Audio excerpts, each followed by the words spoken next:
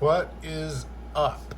I'm about to do a real quick review comparing the old 5th edition Colorado Trail Databook and the new 7th edition. Um, I did the Colorado Trail with a friend in 2015, then again in 2017, and this is the 5th edition that we used. I relied on this thing very heavily. I mean, it seemed like we were just checking it all the time. It's just real quickly. They are so handy and have so much information. I mean, down to, to the half mile, it's telling you what to expect, whether or not to expect water or campsites, or if there's crossings. I mean, we really did follow this sucker to the mile, it seemed like.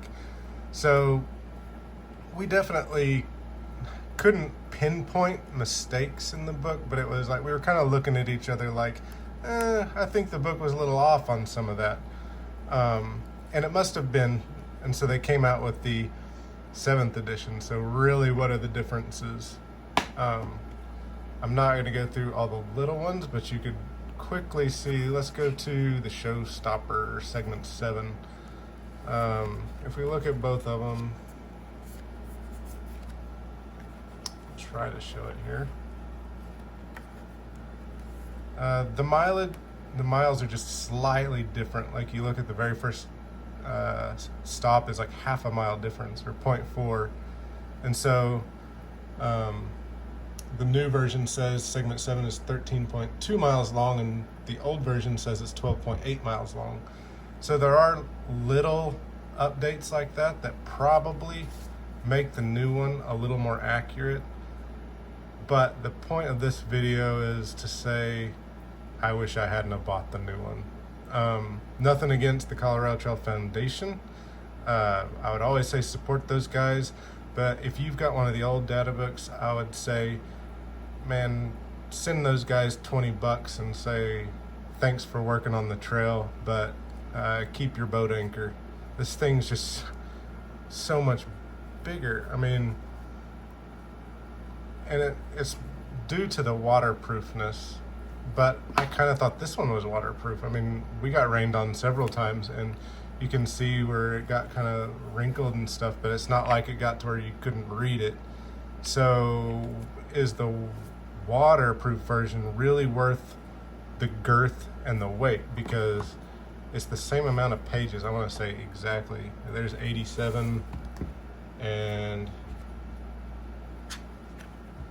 87. So it really is just the girth of the thing for trying to make it quote unquote waterproof. So I'm going to weigh them real quick and see, because I mean, if you're doing a through hike of the Colorado Trail, man, we were doing crazy stuff like cutting our toothbrushes in half and, saving any kind of weight we could. So if I was going to take this new one, I'd be ripping off the cover and I don't know, trying to do something.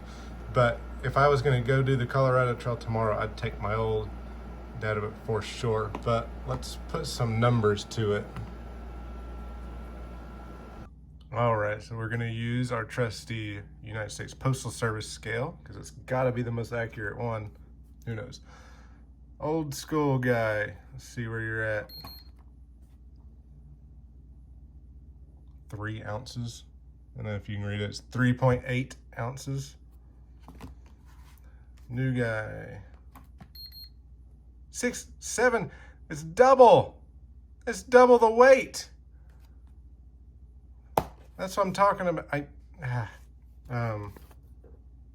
Anyway, like I said, these things are fantastic.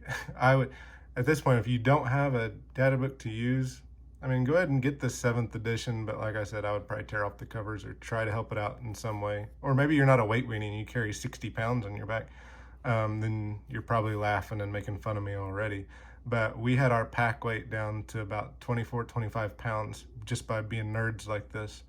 So jump on eBay maybe and see if they have used 5th edition data books. I'm sorry, not selling this one. But that's my 2 cents. Like I said, I'm a huge fan of this thing. Can't wait to get back out on the trail. Thank you.